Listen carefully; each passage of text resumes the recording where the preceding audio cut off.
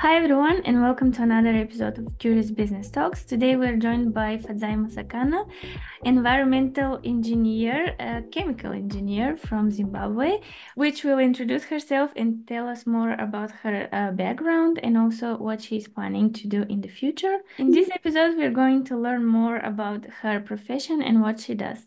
Hi Fadzi, can you introduce yourself to our listeners?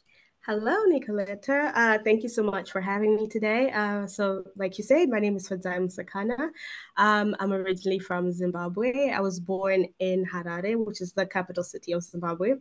And I am a chemical engineer. I did my master's degree in chemical engineering at the University of Zagreb in Croatia. And I finished that. And yeah, I'm currently working in the field of sustainability, or ESG to be specific. Yeah, I think that's it. Awesome. Can you fill us in what ESG stands for those of us who don't know anything about your field?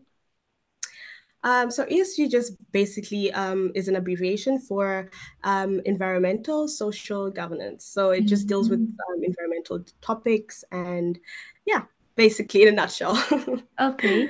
Before we continue with the next question, I would like to ask you to like this episode if you really like it, share with a friend, or also comment your thoughts under the video, what you think about the topic. And if you have any suggestions, feel free to leave them in the comments. Let's move on. Okay.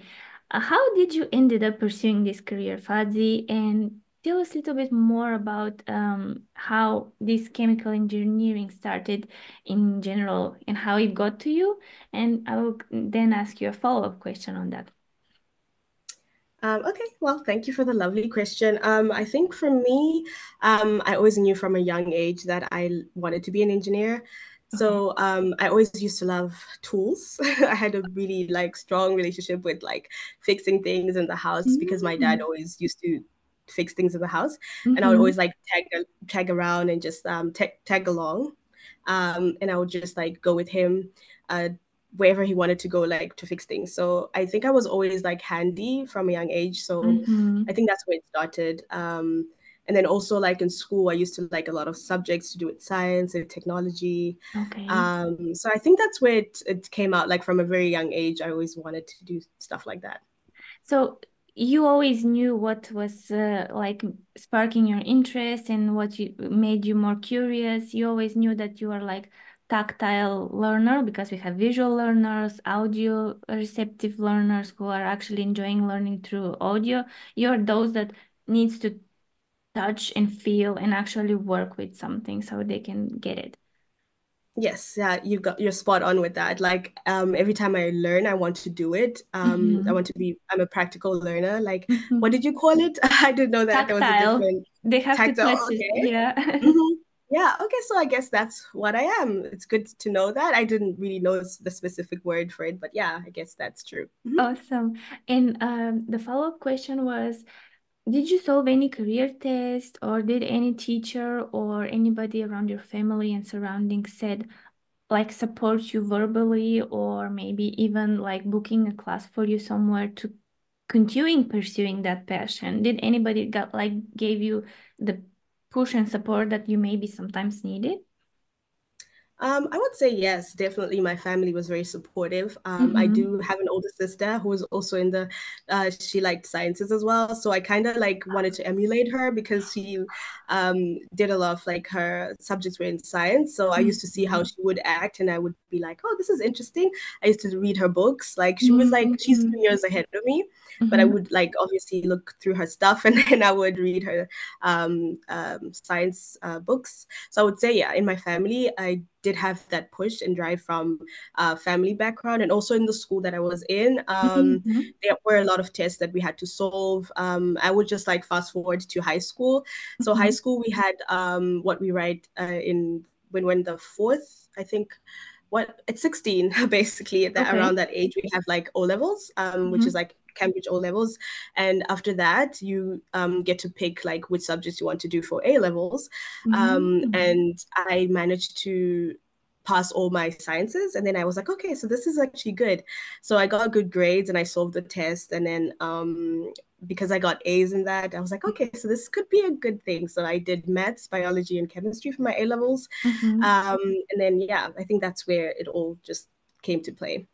Okay, so the puzzle pieces kind of got together after you saw the results from the test, and you were like, okay, this is clearly my destination. Yeah, that's for sure. Because I mean, I wasn't confident that I really wanted to be an engineer. But once I got Oh. those results, I was like, okay, so then I can do this actually. So it was just that extra push because in the society that I was in, I didn't know any female engineers, to be honest. Like, I didn't know Mm-hmm. anybody. I knew some people that did sciences, of course, but I Mm-hmm. just didn't know any engineers. And so yeah, just those grades just gave me the extra push that, okay, I can actually do this. Okay, that's interesting. Even though you had this from young age and you always knew that you're more interested in engineering and tactile activities and the whole support from your family, you still needed that extra confirmation to pursue that career. That's fascinating. Yes, that's true. Yeah. Okay, the next question would be, what kind of challenges have you faced along the way pursuing that career? You mentioned already that it was hard for you because you didn't have like any female role models or mentor even. Can you tell us a little bit more about that and maybe something else that you faced during this period? So yeah, definitely. I had a lot of challenges in my personal life and also in this academic field. Mm-hmm. Like you said, yeah, like there was nobody to look up to in terms of like a specific like chemical engineer or electrical engineer who was a female. Mm-hmm. I had a lot of males that were doing that in that field, so I didn't really have any like background on somebody who did that. All I could rely on was basically the internet and just like asking people who were ahead of me, like Mm-hmm. seniors in school. So yeah, I did have challenges in terms of looking for a role model, somebody that can, show me the ropes and like tell me Mm-hmm. like how to do certain things, where to look for information. So I had to kind of discover all that by myself. Although I did have the support from my family, they were like very like encouraging me. And then the school that I was in, of course, it had like different like career days where it would Awesome. have like some people that were in that field. But I didn't meet anybody, funny enough, who was an engineer when I was young. But there were people that were pursuing like medicine and stuff like that. So for me, I was like, Mm-hmm. okay, this is really interesting. So I would say the challenges I faced was not having a representation, like somebody like me who was in the field. And also the subjects were challenging. So I Yeah. would say they were really difficult. It needed you to focus, needed you to sacrifice a lot of time and effort Mm-hmm. and things like that. So yeah. So that journey little bit felt like maybe lonely, not having peers and network to exchange information with, because we often find ourselves like, correct me if I'm wrong, but you finish university and you're like, what now? What should I do? Where to go? Who do I ask for help and guidance and assistance? You don't have teachers, you don't have anybody above you who can give you some directions, and you're like, what is out there next?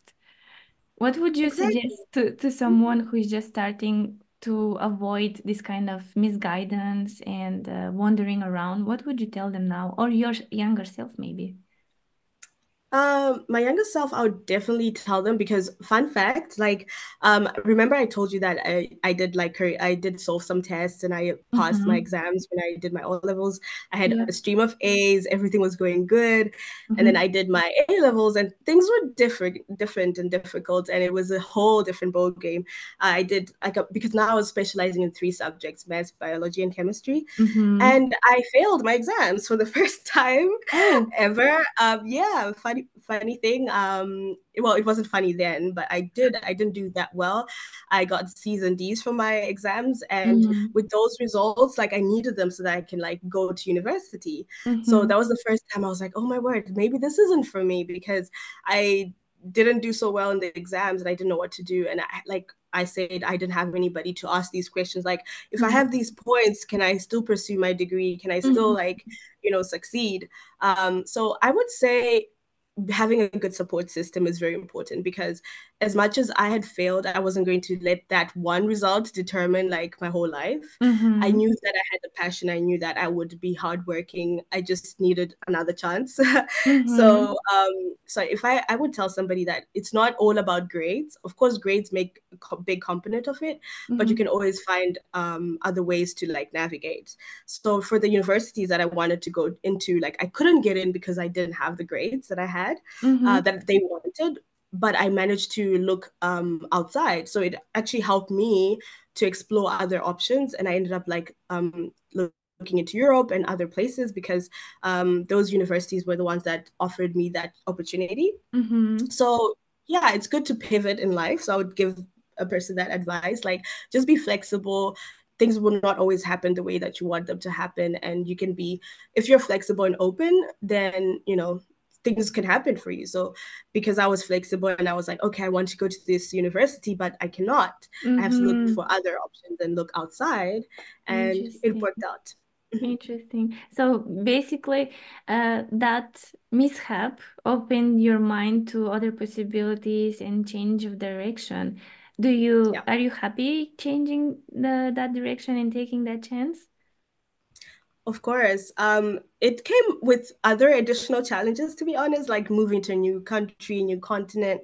It was a lot at a young age, but it was very fun. It came with new opportunities, and I'm pleased with the choice that I made, and I'm happy, and I'm very content with how things went and how things are Awesome. going. So yeah, it was good. It was worth it.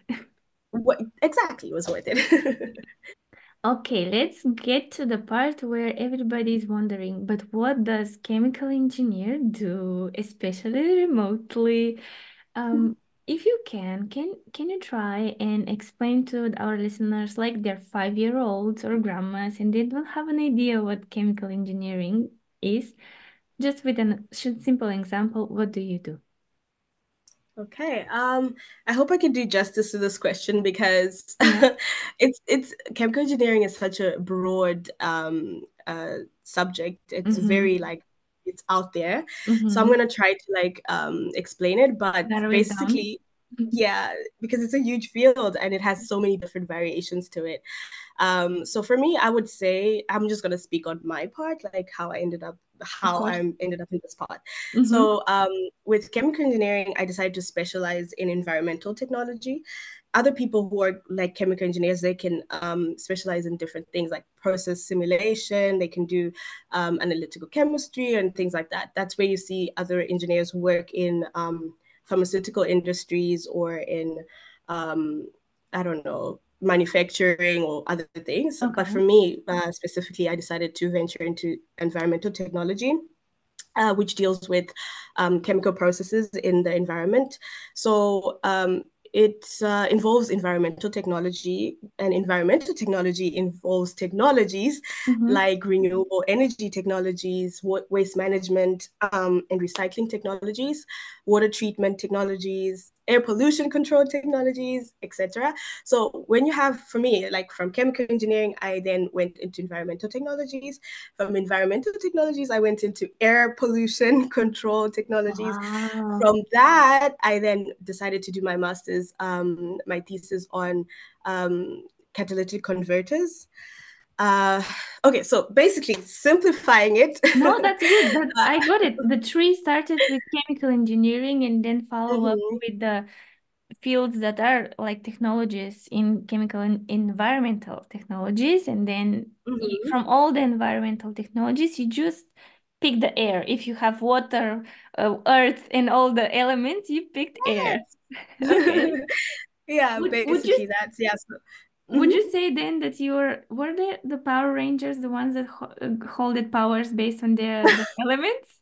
Yes. Would you Yeah, say I chose air because we need air to breathe. Like that's why we need to clean the essential? air. Yeah, so I would say that. Yeah, so you got it. That's awesome. Yay.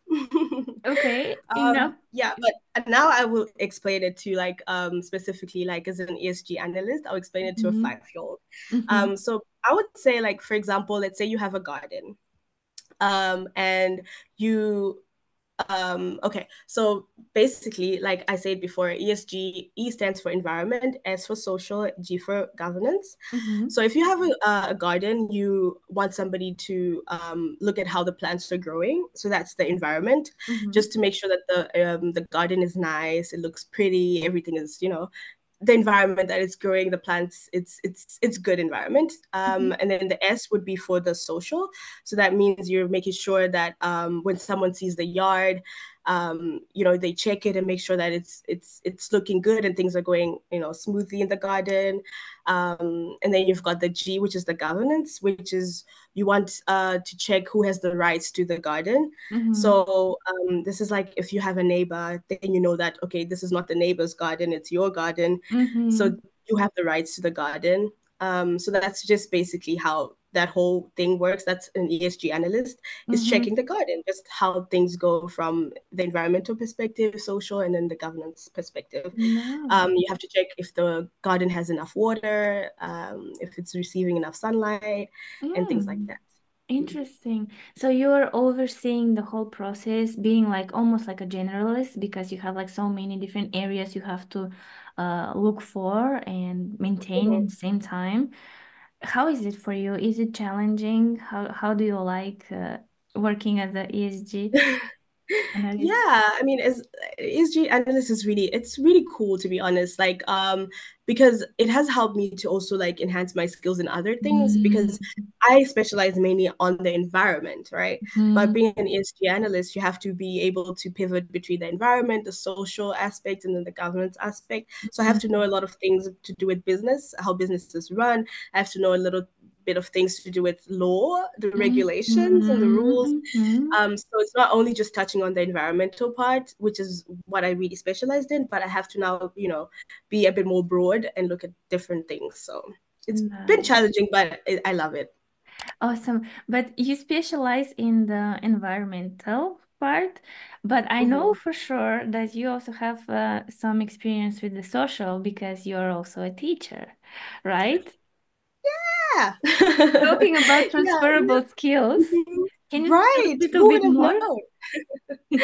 Yeah, like because for me, like teaching, like it's something that I've always done. Like it's in my blood because my mom was a Mhm. teacher and she used to like I used to see how she does things and I always liked it, it was always interesting to me. So on the side, we have side hustles. Yeah, I do as we teach. do. Yeah, I teach preschoolers and it's like really rewarding. It's really fun. And it's a skill that it has helped me a lot, like how to talk to people, Mhm. how to talk to kids. It's a transferable skill, like what you said. It has really helped me in the profession that I'm in right now because I have to like command a class. I have to talk to everybody every day, that sort of thing. So yeah, it really has helped me. And I love both jobs, to be honest. Yeah, I think it also makes you a better friend as well because you learn a lot about yourself from the students, being them kids or grown-ups, about your Mhm. leadership skills, the way you phrase things, how you present yourself, and all in all, how much you don't know and you know about the subject. Exactly. And the good thing about working with kids is you learn something new every day. Like they're so curious, they will ask you anything and everything. And then you have to like think of ways to phrase the words and things, how to explain things. And they just love you unconditionally. So it's just amazing. It's something that I think I'll always do, even though I'm like working on my career, I'm trying to advance it and all that. Mhm. I will always like love that little comfort which comes from teaching. So you would say that it's not only a side hustle, but just work for the soul. Thank you. It's really like food for the soul. Like I need it. Yeah, that's Awesome. true. Now, after transitioning from the teaching, I would like to ask you and congratulate you on the new position that you got recently.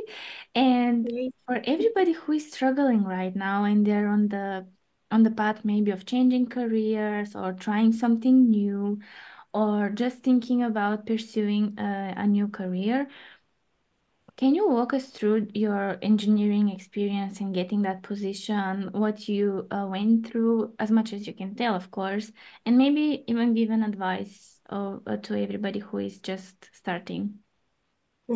Okay. The struggle is real. Mm-hmm. And yeah, it's not hard, it's not difficult. I mean, it's not easy. It's not easy at Mm-hmm. all. There's a lot that goes into it. Like you start questioning a lot, like, am I ever gonna get a job? Is it ever gonna happen? And things like that. Mm-hmm. But definitely you have to stay motivated and continue just trying to send applications and all of that. But for me, I would say what really helped was I did a lot of internships, like so building up to landing this job. Can you I repeat did again? I did a lot of internships. Okay, good. So um, changing from okay, because you need to transition from like being a student and Mm-hmm. then to find landing your official job. Mm-hmm. And a lot of employers obviously want to see what's in your CV, but you don't really have a lot of experience because you were just in school. So I Mm-hmm. would really recommend people to do internships Mm-hmm. when they're still in school. So for me, I did two unpaid internships Mm-hmm. because I wanted to build that experience, and I knew that I wasn't going to get a job like the paid internship that I wanted. So I was like, you Mm-hmm. know what, I'm just gonna do it. So one of the jobs that I did was actually for a company that specializes in uh, decarbonization, decarbonization. Okay. Um, and it really helped me. And I have used a lot of those skills in my current role right now. But Mm-hmm. at the moment, I was just really sad that, okay, I'm not getting money from this. Yeah. But it really did help me, like, in terms of like getting the skill. And it was also remote. So I would also Mm-hmm. say one thing is to I mean, if you cannot find a job physically where you are, there are Mm-hmm. so many opportunities now online, so many remote jobs, and it might not be something that's specific to what you want to do, but it will build up to something like what we're Mm-hmm. talking about, those transferable skills. Yeah. Whatever you're doing, it will build to something. Nothing is ever done just as a waste, to be In honest. vain. So Yeah. yeah, nothing is done in vain. Just do it. If you have some extra time just to build a skill, then why not? So I Mm-hmm. did that. And then obviously building up on those internships. And then I made sure that I made my LinkedIn look good because that's the Mm-hmm. place where I spend most of my time. I Okay. was like searching for jobs, remote jobs, because being in Croatia, I knew that my options were limited. Mm-hmm. In terms of the language barrier, and everybody here speaks English, but obviously, Mm-hmm. like in the work situations, they want somebody who is native Croatian most of the time. So I Mm-hmm. knew that my chances were higher online. So I decided to like do some research, and then yeah, so landing this job, it's a fully remote job. It Mm-hmm. has given me the opportunity to like, just be me and be flexible, and I really love it. It's a diverse company. Mm-hmm. There's so many people from different walks of life. That's why I decided to apply for the job, because one of the things I was looking for was a diversity. That was the main thing. So I noticed that it has a lot of females that are working there. It has a lot of people from different nationalities, not just Europeans. It has like Mm-hmm. I'm basically based in Europe, but it has the people from different countries, and I really wanted that. It's Mm-hmm. very diverse. So yeah, I've been like loving it. It's been amazing. It offers you like in mentorship opportunities.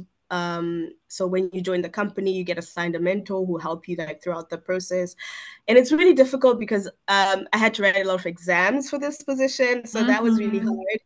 hard. But it's worth it in the end. And I also work with a lot of people who are changing careers, so that has Mm-hmm. really helped me, because there were some people that did like business degrees, but they were really interested in environmental studies and I things like that, see. and they did extra courses that made Mm. them like qualify for the job.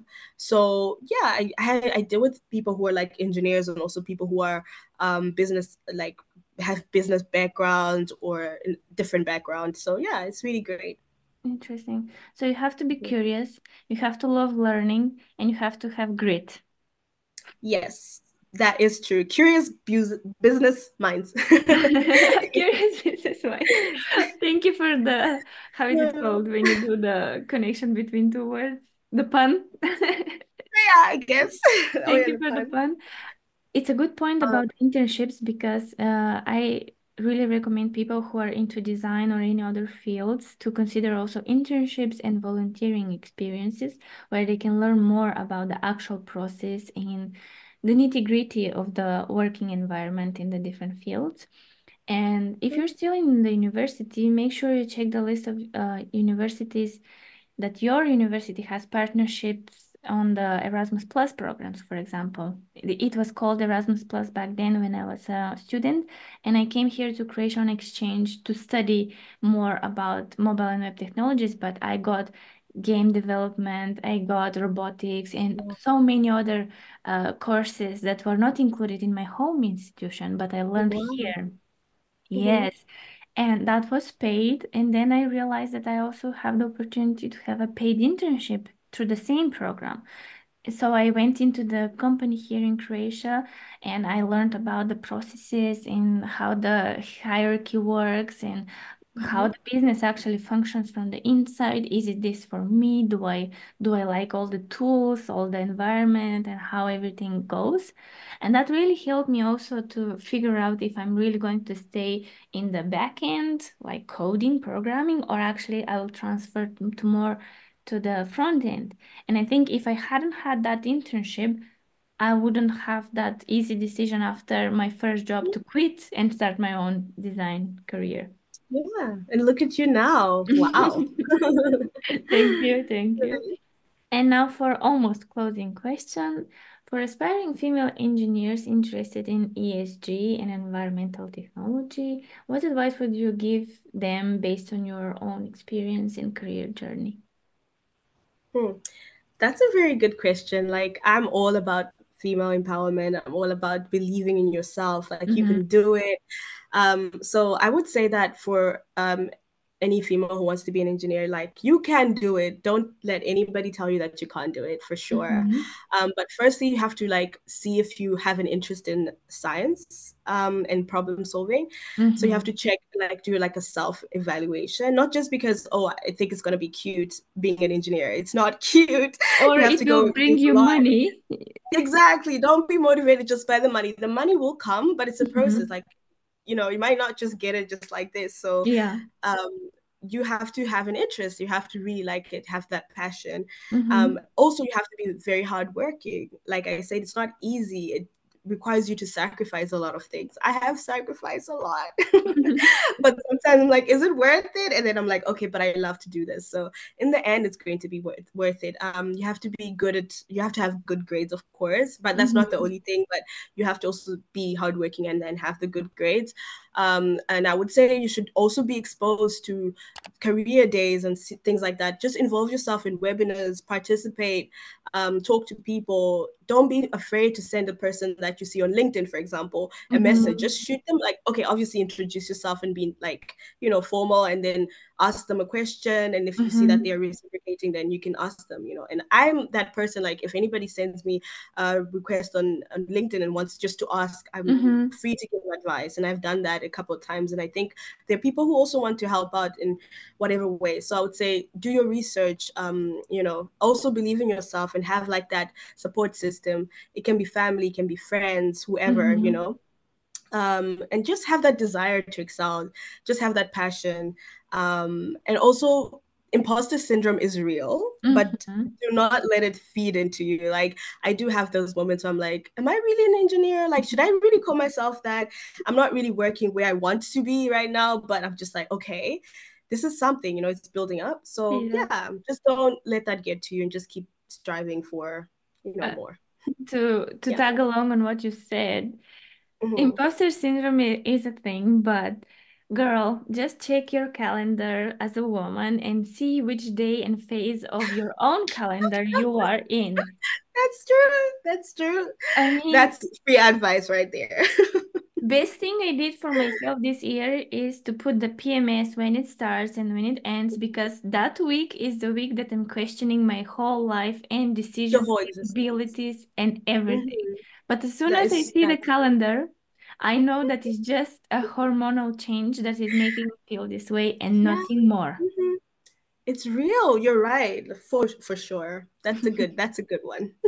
And as you said, embracing networking events and connecting with people who are acting as connectors, hubs, people who connect other people, like those people are quite valuable, and you wouldn't imagine how they can recommend and also offer you some course or direct you to a page that can give you some like very valuable information. So make sure you give everybody enough time and stay connected with those people, because you never know what might come out of there. That's true. And also trying new things. We do this a lot. Yes, We just yes, like looking for new activities, new things to do. Like you should try new things. You never know what you discover. true. Now, because I skipped the initial icebreaker question, I will ask you now for the end. Can you tell Okay. us maybe your favorite dish that you like to prepare or have? And maybe even educate us a little bit on African cuisine or Zimbabwean dishes. Oh, now I'm thinking of home. I'm hungry. Oh my word. So we do have our staple food. It's called sadza, and it's like similar Mhm. to pap or fufu or something like that. Mhm. And I love it. I love it with what we call mazondo and Mhm. murio. So it's just vegetables with what do you call these? Cow feet, exactly, cow Oh, feet. cow feet, So okay. it's so yummy. It's amazing. So I think I would say that would be my like favorite. I mean, I do like some Western foods, but Mhm. like comfort for me is like home food. So yeah, that's my I favorite. see. Thank you. Thank you. And for the end, please leave your business card here. I will put your credentials, where people can find you, where they can reach out to you. Okay, great. Should I say it? Yeah, yeah, for the Oh, listeners. okay. Okay, so basically you can find me on LinkedIn. I'm always like, I'm there. Mhm. So my name Fadzai Musakana on LinkedIn. Thank you for joining us today, Fadzi, and see you outside of Zoom and YouTube. For everybody else, please make sure you like this video, share with a friend, and maybe comment your thoughts in the comment section. And see you in the next one. Bye.